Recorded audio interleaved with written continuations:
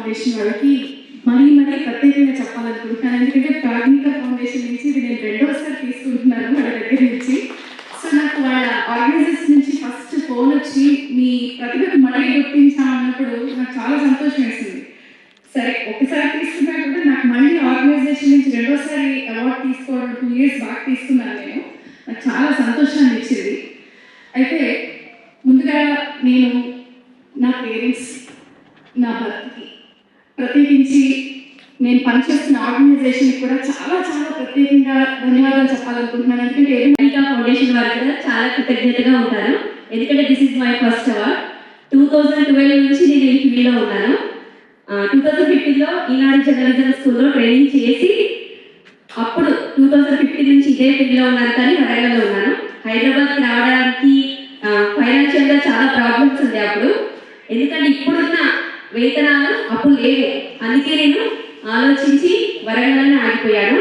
మళ్ళీ మ్యారేజ్ అయిన తర్వాత ఒక బాబు పుట్టిన తర్వాత మళ్ళీ ఈ ఫీల్డ్కి రావాలనుకున్నాను.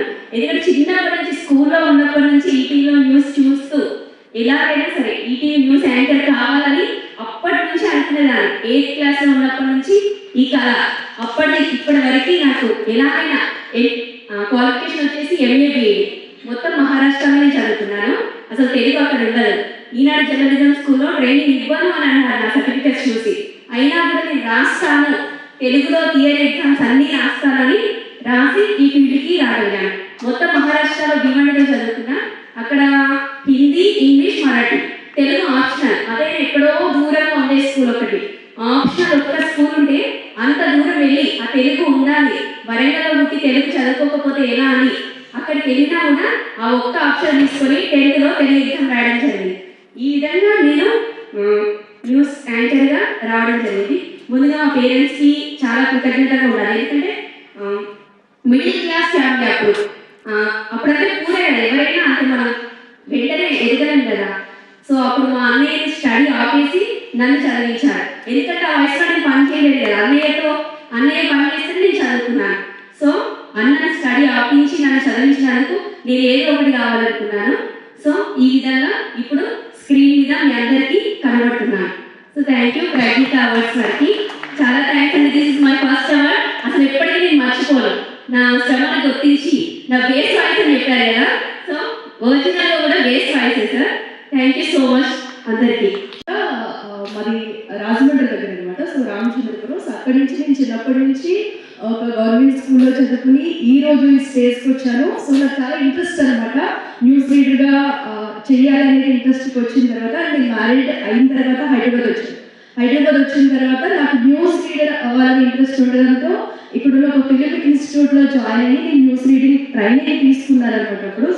సో అప్పటి నుంచి అలా కంటిన్యూ చేస్తూ ఫస్ట్ ఒక కేబుల్ ఛానల్లో జాయిన్ అయ్యి అక్కడ చేసిన తర్వాత అలా ఒక్కొక్క ఛానల్లో జాయిన్ అవుతూ సో ఇప్పుడు ప్రజెంట్ అయితే బిగ్ టీవీలో వర్క్ చేస్తున్నారు. బిగ్ టీవీ నుంచి ప్రజెంట్ అయితే ఈ అవార్డు తీసుకోవడం చాలా హ్యాపీగా ఉంది. Thank you so much Big TV అందరికీ కూడా. అండ్ అలాగే ప్రాథమిక ఫౌండేషన్ వాళ్ళు ఎవ్రీ ఇయర్ కూడా ఇలా అవార్డ్స్ ఇవ్వడం చాలా గొప్ప విషయం. ఎందుకంటే న్యూస్ రీడర్స్ సో ప్రతి ఒక్కరికి కూడా ఎవరి ఫీల్డ్లో కష్టం వాళ్ళకు ఉంటుంది.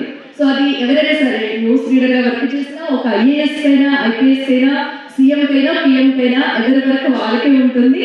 బట్ ఎవరి వరకు కూడా ఈజీ కాదు. సో బయట రోడ్డు మీద TM వాళ్ళకి కూడా ఎందుకంటే ఇది ప్రతి ఒక్కరు గుర్తించాలి. సో ఇందాక కూడా మా కొలీగ్స్ చెప్పినట్టు చాలా మంది అనుకుంటూ ఉంటారు చూసి చదువుతారని చెప్పేసి, బట్ నాట్ ఈజీ.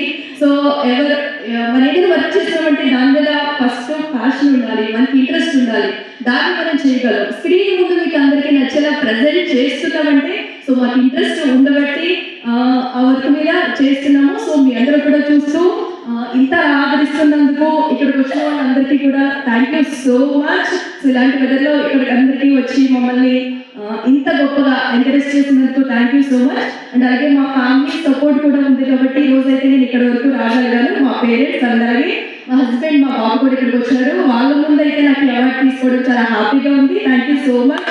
సో మీరు ఇలాగే ప్రజ్ఞిక ఫౌండేషన్ వాళ్ళు ఇలాంటి కార్యక్రమాలు మీరు మరెన్నో చేపట్టాలి. సో ఎవ్రీ ఇయర్ కూడా ఇంకెన్నో అవార్డులు ఇవ్వాలి అని చెప్పేసి మనస్ఫూర్తిగా కోరుకుంటున్నా. Thank you so much. చాలా ధన్యవాదాలు. సో సో ఈరోజు నాతో పాటు అవార్డ్స్ రిసీవ్ చేస్తున్న నా కొలీగ్స్ అందరికీ కూడా కంగ్రాచులేషన్స్. సో ఆడదంటే వంటింటి కుందే కాదు. ఎందుకంటే నేను చెప్తున్నా అంటే సో నేను కూడా ఆడదాన్ని, ప్రతి ఒక్కరికి కూడా ఇక్కడ వచ్చిన అవార్డ్స్ రిసీవ్ చేస్తున్న ప్రతి ఒక్కరు కూడా ఆడవాలి. సో వాళ్ళకు చాలా ప్రాబ్లమ్స్ ఫేస్ చేస్తారు, ఎన్నో ప్రాబ్లమ్స్ ఇంట్లో ఉంటాయి. సో అవన్నీ కూడా కవర్ చేసుకుని వాళ్ళు స్క్రీన్ మీద వస్తే చాలు అన్ని ప్రాబ్లమ్స్ మర్చిపోయి న్యూస్ ప్రజెంట్ చేయాలి. సో మీరు ఈరోజు న్యూస్ చెప్పాలి, ప్రతి ఒక్కరికి నా న్యూస్ వెళ్ళాలి అనే ఒక ఆలోచనతో ఇంట్లో ఉన్న ప్రాబ్లమ్స్ అన్నీ కూడా మర్చిపోయి స్క్రీన్ మీద వస్తాం, హ్యాపీగా చక్కగా ఏ న్యూస్ చదవాలి, సో మేము ఏం నేర్చుకోవాలి ఈరోజు అన్నీ కూడా నేర్చుకుంటాం. అలాగే ఈరోజు చంద్రిక గారు ఉన్నారు, నిషిత గారు. సో సీనియర్స్ ముందు నేను ఈరోజు అవార్డు తీసుకున్నాను, నాకు చాలా హ్యాపీగా ఉంది. సో ఇప్పటివరకు నేను చెప్పిందంటే లేడీస్ అంటే ఇందులో కూడా తక్కువ కాదు. సో వాళ్ళు తలుచుకుంటే ఏదైనా చేయగలరు, నిరూపిస్తున్నారు కూడా, ప్రజెంట్ ఇప్పటివరకు కూడా నిరూపిస్తూ వస్తున్నారు. సో ఏదైనా చేయగలుగుతారు సార్, అందుకే ఈరోజు మీ ముందు మేము అవార్డు తీసుకుంటున్నాం.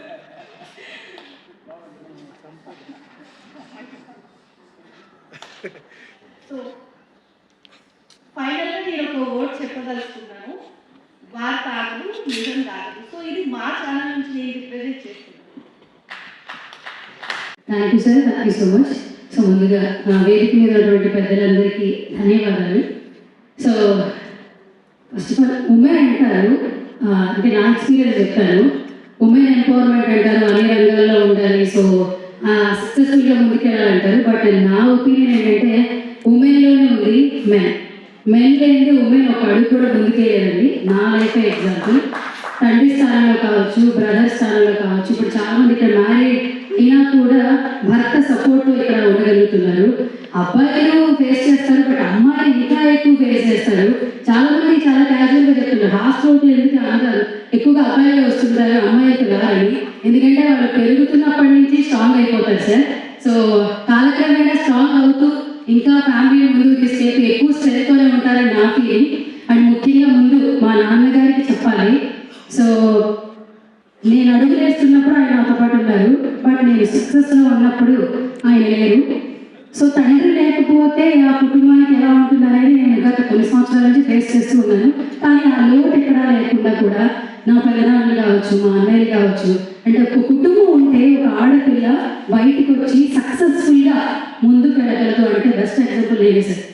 విజయవాడ నుంచి వచ్చి ఈటీవీ జర్నలిజంలో అక్కడ సెలెక్ట్ అయిపోయి 2 సార్లు ఫెయిల్ అయ్యి తర్వాత 1 ఇయర్ జాబ్ చేసి కొంచెం లావుగా ఉంటే పైనుంచి కాల్ వచ్చి ఆ అమ్మాయి కొంచెం స్త్రీలో బొద్దుగా ఉంది, 2 చపాతీలు మాత్రమే కట్టండి, ప్రైస్ పెట్టద్దు అనేవారు అక్కడి నుంచి కాల్ వచ్చి.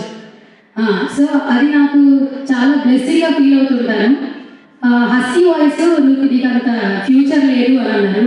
రైట్ నా వాయిస్ బాగుందని చాలా మంది చెప్తుంటారు. న్యూస్ రీడర్గా నా కెరీర్ స్టార్ట్ అయ్యింది, తర్వాత యాంకర్గా. సో అక్క చెప్పినట్లు మూర్తి గారి వల్ల నాకు డిబేట్ చేసే అవకాశం వచ్చింది మహాన్యూస్లో. ఆ తర్వాత పొలిటికల్ జర్నీ HMTV ద్వారా స్టార్ట్ అయింది. సో అన్ని ఛానల్స్లో మ్యాక్సిమం నాకు అదృష్టంగా భావించవచ్చు. అంటే నా తల్లిదండ్రులు చేసినటువంటి పుణ్యం వల్ల నేను ఈరోజు ఇలా ఉన్నానని చెప్పి గర్వంగా చెప్పుకుంటాను. మా నాన్నగారు లేకపోయినా కూడా మా తమ్ముడు, ప్రతి ఒక్కరికి బ్రదర్స్ ఉంటారు, బట్ వాడు నాకంటే 4 ఏళ్ళ చిన్న అయినా కూడా ఈ ప్రొఫెషన్ ఇష్టం లేదు అని కుటుంబంలో అందరూ చెప్తున్నా అక్క ఇష్టం అని చెప్పి నన్ను ఇక్కడ దాకా ఈరోజు ఇలా నిలబడడానికి కారణం అంటే నా తమ్ముడు చిన్న. సో హైదరాబాద్లో వచ్చి ఉంటే మేకప్ వేస్తున్న వాళ్ళు ఏదేదో అనేవాళ్ళు. ఆ రోజు 2015లో ఇంత సోషల్ మీడియా లేదు, ఇంత ఫోన్స్ లేదు, డిజిటల్ నెట్వర్క్ అనేది లేదు.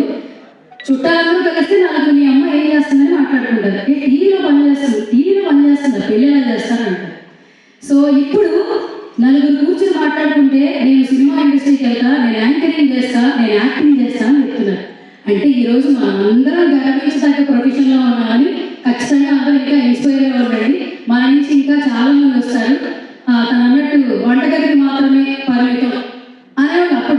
ఇప్పుడైతే లేదు, మనం కూడా చాలా చేయలేము, పొద్దు నుంచి ఇన్స్టాగ్రామ్లో ఉన్నాం కాబట్టి ఫ్రీడమ్ వచ్చేసింది. సో నేను ఒకటే చెప్తాను, కుటుంబం అనేది చాలా ఇంపార్టెంట్ అండి.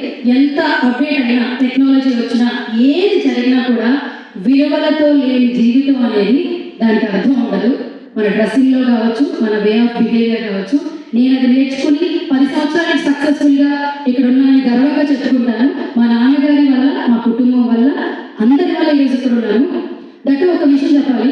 శ్రీపాల్ సార్ మీ గురించి చాలాసార్లు వార్తలు చదివినా బయట దాని తర్వాత చాలా ఇన్స్పిరేషన్ అనిపించింది ఈ స్టోరీ. మీ చేతిలో మీదుగా మా అందరికి అవార్డు అడగడం సార్, మీరైతే ఇంకా 100 ఏళ్ళు మంచిగా ఉండాలి. ఎందుకంటే మీరు ఎక్కడ ఏ పండుగ అయినా మీ హడావుడి ఉంటేనే అక్కడ పండుగ ఫుల్ ప్లేజ్ కనిపిస్తుంది. బోనాలు అవ్వచ్చు, బతుకమ్మ అవ్వచ్చు, ఎక్కడైనా రవీంద్ర భారత్లో ఏ ఫెస్టివల్ అయినా, ఏ అవార్డు ఫంక్షన్ అయినా మీరు ఉంటారు సార్. మీరు మంచిగా ఉండాలి. 2022లో స్టార్ట్ చేసిన మీ దైవాభిషేకం ప్రకారం మిమ్మల్ని నేను అనేది మీరు నిజంగా మాకు దైవంతో సమానం. ఎందుకంటే నేను 10 years బ్యాక్ ఇక్కడ ర్యాంకింగ్ చేసిన